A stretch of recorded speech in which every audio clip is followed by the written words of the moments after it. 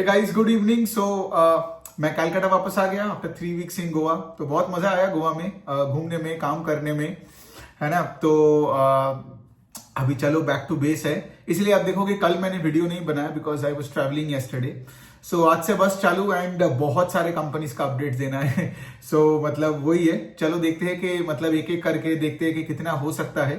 फिर I make shorter videos so that क्या होता है ना कि लाइक, क्योंकि अगर मैं एक बहुत बड़ा वीडियो बना देता है तो आप में से लोग कंप्लेन करते हैं कि लाइक सर मतलब इतने सारे कंपनीज को एक साथ अपने स्टफ कर दिया। तो ठीक है, छोटे छोटे वीडियोस बनाता हूँ। एक ही इशू आता है ना छोटे छोटे वीडियोस बनाने में, बिकॉज मैं ही इस चीजों को पूरा अपलोड करना पड़ता है, राइट। एक्स में अपलोड करो, तो फिर उसके बाद यूट्यूब में अपलोड करो, फिर उसका लिंक लेके लिंक्डइन में दो। द पॉइंट इसके लिए इन सब में बहुत टाइम चली जाती है, तो इसलिए मैं वो थोड़ा बहुत बड़ा वीडियोस बनाता हूँ, राइट। और ज्यादा कंपनीज ट्रैक करता हूँ सो दैट मेरे को ये अपलोड करने में ज्यादा टाइम ना लगे और मैं ज्यादा कंपनीज भी कवर कर सकता हूँ। एनी विच वे, तो चलो अभी स्टार्ट करते हैं। तो सबसे पहले तो चलिए हाउसिंग फाइनेंस कंपनीज का थोड़ा बहुत बात कर लेते हैं। अभी हमारे पास बहुत सारे कंपनीज का अपडेट आया है। हमारा आवास का नंबर आ गया, एप्टस का नंबर आ गया, होम फर्स्ट फाइनेंस का नंबर आ गया और बजाज हाउसिंग फाइनेंस का आ गया। अब पहला तो पॉइंट ये है कि हाउसिंग फाइनेंस में कोई प्रॉब्लम आया नहीं है। जो ये मोमेंटम चल रहा था, है ना। मोमेंटम मतलब कि हाउसिंग फाइनेंस के डिमांड में कोई प्रॉब्लम नहीं है, whether it semi urban, rural areas and all that. वो आपका माइक्रो फाइनेंस में प्रॉब्लम हुआ, एमएसएमई में कुछ कंपनीज ने प्रॉब्लम्स डिक्लेयर किया, लेकिन हाउसिंग फाइनेंस में सब कुछ ठीक है। अब इसका एक बात ये है कि पिछले क्वार्टर्स में बहुत सारे हाउसिंग फाइनेंस कंपनीज को, specially in the affordable housing finance space में, बिकॉज यहां भी तुम्हारे कस्टमर का क्या होता है, वही एमएसएमई कैटेगरी के कस्टमर्स होते हैं। सेमी अर्बन एरियाज में लेट्स से कोई पान वाला, कोई ऐसे कोई ऐसे अपना डिपार्टमेंटल स्टोर चला रहा हो या कोई साइकिल का दुकान चला रहा हो, इनको अगर तुम होम लोन्स दे रहे हो, राइट। तो पॉइंट क्या होता है कि ये कंपनीज को बोला कि फिर तुम्हारा एसेट क्वालिटी इतना अच्छा क्यों है, जबकि बाकी micro finance and all that में प्रॉब्लम। तो देखो इनका आंसर वही है, ये अफोर्डेबल हाउसिंग फाइनेंस कंपनी का, कि लोग अपने होम लोन्स में डिफॉल्ट लास्ट में करते हैं, है ना। मतलब से अगर आपने कोई मोबाइल फोन का के लिए अनसिक्योर्ड लोन लिया, या फिर से अगर आपने माइक्रो फाइनेंस के लिए अपने कोई लोन लिया, तो आप ये सोचोगे जब कोई प्रॉब्लम आएगा, आपके बिजनेस में कैश फ्लोज में इश्यूज आएगा, तो आप सबसे पहले क्या करोगे, मोबाइल फोन का ईएमआई देना बंद करोगे, है ना। मतलब मोबाइल फोन जाए तो जाए, ठीक है। या फिर चलो मैंने एक माइक्रो फाइनेंस लोन उठाया, अब वो गया तो गया, ठीक है 2-3 महीने बाद वापसी, जब मेरा बिजनेस में कैश फ्लो आएगा तब दे दूंगा। लेकिन कोई होम लोन में डिफॉल्ट नहीं करता है, बिकॉज क्या होता है ना, वो घर होता है collateral with the housing finance company. तो सोचो अपने नया शादी करके बीवी को नया घर में लाए हो, और अगर लेट से फॉर एग्जाम्पल कल अगर आपने होम लोन्स में डिफॉल्ट कर दिया, तो आप और आपकी बीवी दोनों आ जाएगा पेड़ के नीचे। और क्या होगा फिर, बीवी आपको छोड़ के मायके में चला जाएगा। सो बेसिकली क्या होता है, डजंट मैटर आप कौन से क्लास या कैटेगरी में हो, वेदर आप अर्बन एरियाज में बहुत अमीर हो या एकदम रूरल एरियाज में एकदम आपका डे टू डे लेवल पे, अगर लेट से अगर आप एक डे टू डे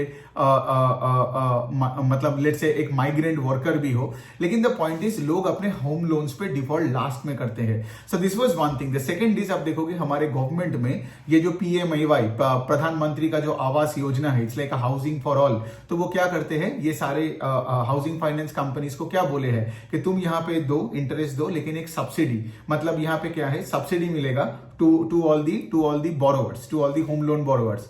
नहीं तो क्या होगा, नहीं तो आज अगर लेट से आपने रेट हाई रखा, तो बहुत semi urban and rural areas के लोगों को लेट से इतना अपना इंटरेस्ट रेट हाई है, तो वो तो बेचारे तो होम लोन ले ही नहीं पाएगा, है ना। क्या पता उसका बिजनेस ही ऐसा है कि वो 16-18% से वो ईएमआई ना दे पाए, मतलब मैं इंटरेस्ट का बात कर रहा हूं। लेकिन पीएमएवाई आने के बाद क्या है कि उनको इंटरेस्ट रेट में सब्सिडी मिलती है, तो उससे भी क्या है, एक तो होम फाइनेंस कंपनीज का यहाँ पे बहुत अच्छा मतलब ग्रोथ आई है, right, also because of the योजना। और दूसरे साइड में ऑफकोर्स आज बहुत सारे semi urban and rural areas के लोग भी ये होम लोन्स के लिए अप्लाई कर रहे हैं, बिकॉज अल्टीमेटली सबको अपना तो घर चाहिए।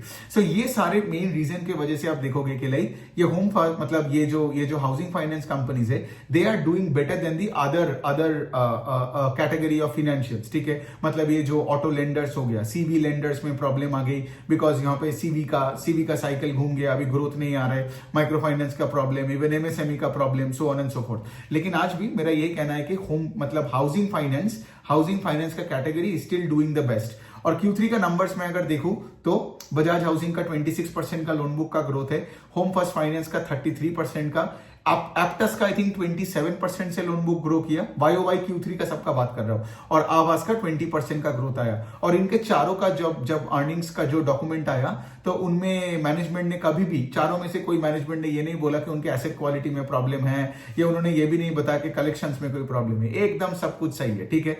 इन चारों में से आप देखोगे, बिकॉज सोचो ना, बिकॉज अगर 4 कंपनी का बोला उसमें से 25, 20, 35, 33% के रेंज से सब ग्रो कर रहे हैं, मतलब यू ऑटोमेटिकली नो राइट कि अगर तुम्हारे घर में प्रॉब्लम नहीं है तब जाके तो तुम मतलब ग्रो कर पाओगे ना लाइफ में, राइट। क्योंकि अगर इनके घरों में प्रॉब्लम होता तो जाके तो ये इतने हाई रेट से ग्रो नहीं कर पाता। इसलिए आप देखोगे माइक्रो फाइनेंस कंपनीज में क्या हुआ, सबके घरों में इतने प्रॉब्लम चल रहे हैं कि ग्रोथ ही चला गया। मतलब if you look at Arman, credit access Grameen, if you look at fusion, if you look at Spandana Sphoorty, सब में ग्रोथ ही चला गया। उनका तो कुछ कंपनीज का तो AUM का मतलब लोन बुक तो डिग्रो हो रहा है, डिसबर्सल में कोई ग्रोथ नहीं मिल रहा है। तो यहां भी एक सीन है, ये इससे भी आपको देख सकते हो कि लाइक सब कुछ ठीक है in the housing finance companies. अब अगर यहां पे भी मैं एक बात बोलूं कि से फॉर एग्जांपल इसमें भी कुछ नुआंसेस के बारे में बात करते हैं। जैसे for example Bajaj housing finance का गाइडेंस है कि हम 25% से ही ग्रो करेंगे, और वो उसी रेट से ग्रो कर रहे हैं। इनका ROE का नंबर भी धीरे धीरे दे आर इंचिंग अप, ठीक है। लेकिन बात यहां पे आता है, if you look at Bajaj housing finance kind of a company, the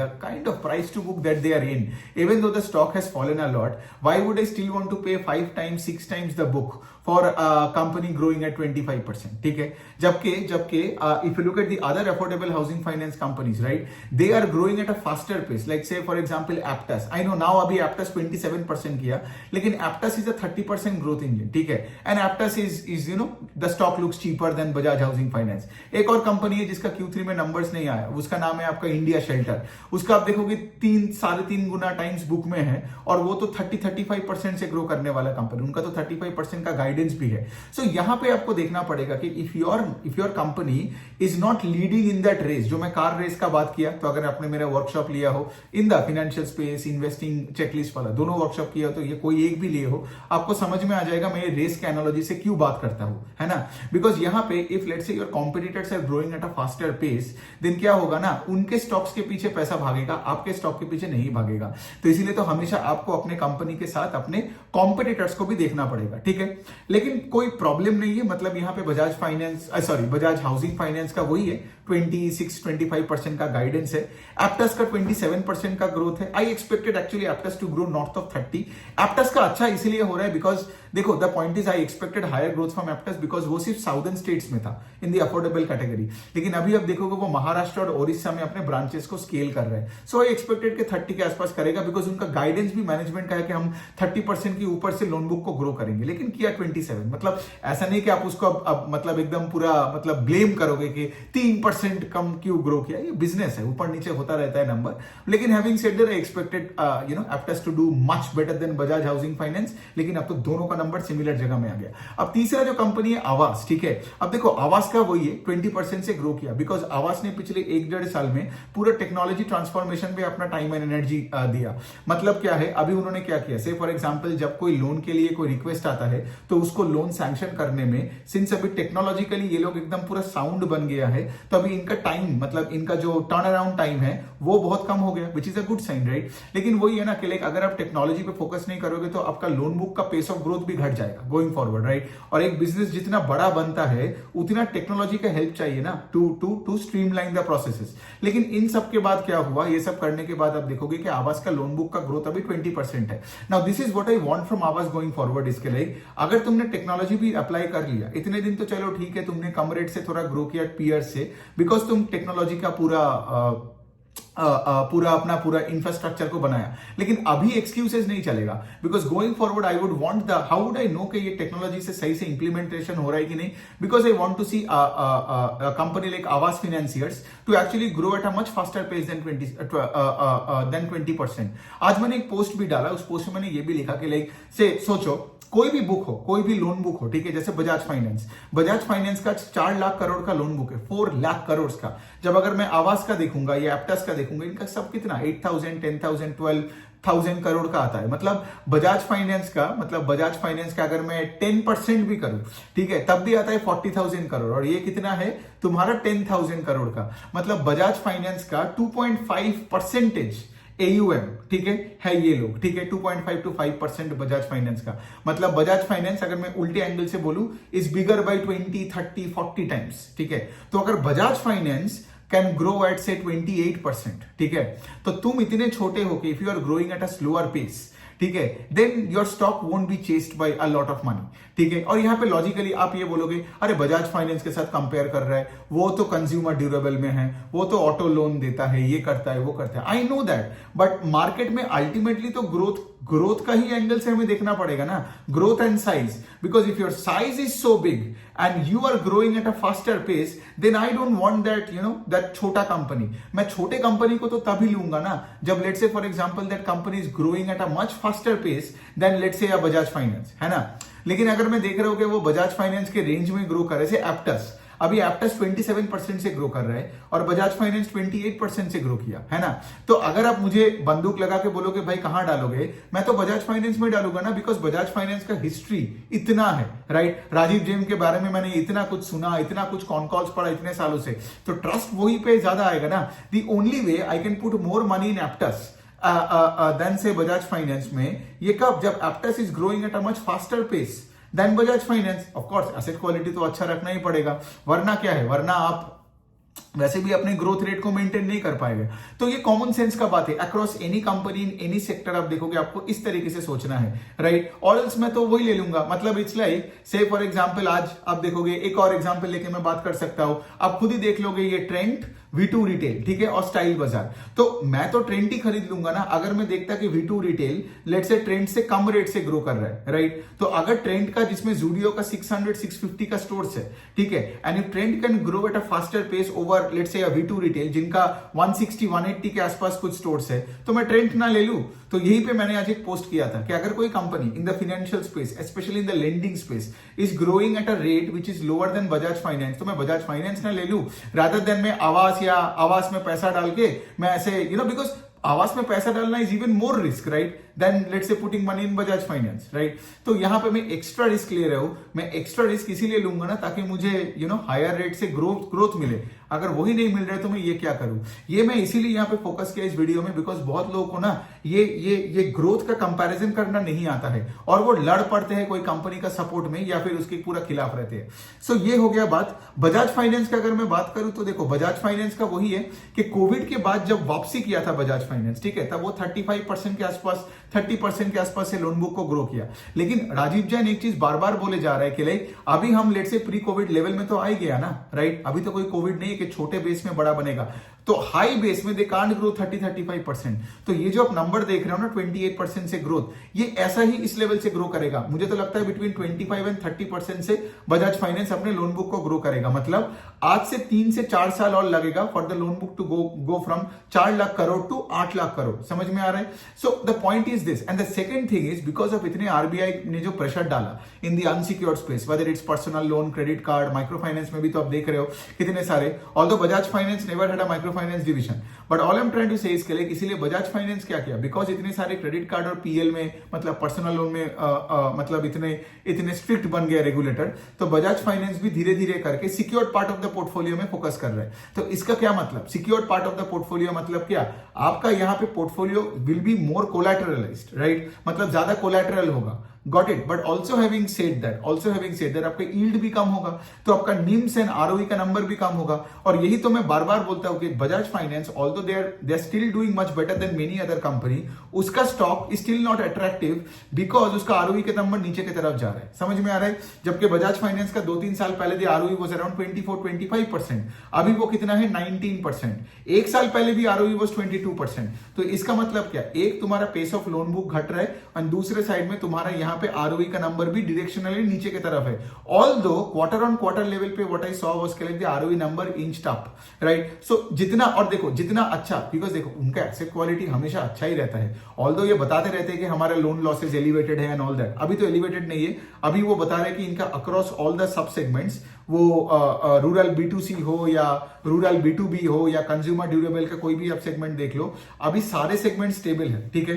तो इससे क्या होगा, और भी कम प्रोविजनिंग करेगा गोइंग फॉरवर्ड, तो इनका आरओई का नंबर में थोड़ा बहुत और बूस्ट मिलेगा, ठीक है। लेकिन वही वाला पॉइंट है, राइट, इतना हाई प्राइस टू बुक देके if you are buying a company जिसका ROE is directionally going south और तुम्हारा पेस ऑफ लोन बुक का growth is also directionally going south, तो it becomes little difficult to make money. लेकिन यहां पे समझो कि पहला पार्ट ऑफ द वीडियो और इसमें मैंने क्या डिफरेंस बोला कि इसका मतलब ये नहीं है कि बजाज फाइनेंस खराब हो गया है, इसका मतलब ये भी है कि आप अगर मैं छोटा कोई फाइनेंशियल्स में देखो जी, क्योंकि मैं बहुत लोगों को देखता हूं ये छोटे छोटे एमएसएमई कंपनीज और ये आपका छोटे छोटे आपका हाउसिंग फाइनेंस कंपनीज लेके बैठे हैं जिनका ग्रोथ रेट आज बजाज फाइनेंस डायरेक्शनली साउथ जा भी रहा है तब भी उससे भी नीचे है, समझ में आ रहा है। So my point is actually very simple here that I would want a financial at least in the lending space to grow at a faster pace than Bajaj Finance and have the ROE moving in the northward direction, है ना। Because मेरा तो expectation high होगा,